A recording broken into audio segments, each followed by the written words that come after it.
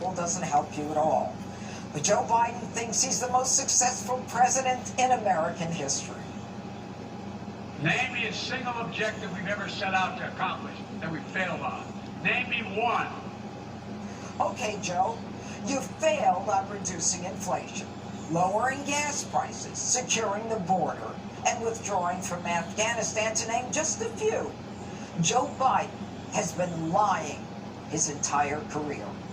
Now, the first time Biden ran for president back in 1988, he said he graduated at the top of his class. I have a much higher IQ than you do, I suspect. I went to law school on a full academic scholarship, the only one in my class that have a full academic scholarship.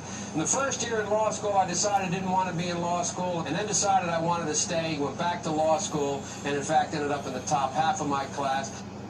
And back then, though, the media actually fact-checked Democrats.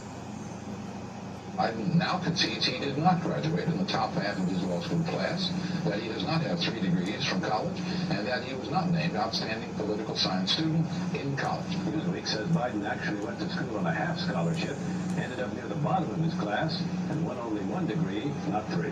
Joe Biden ranked 76th in a class of 85 at the University of Syracuse Law School. So Joe eventually had to drop out, not for lying about his grades, but for plagiarizing someone else. Why is it that my wife, who's sitting out there in the audience, is the first in her family to ever go to college? Why is Candace the first woman in her family, in 1,000 generations, to be able to get the university? They didn't have a platform upon which to stand. There was no platform upon which they could stand. Biden never learned his lesson. He said he used to drive 18-wheelers. He never did.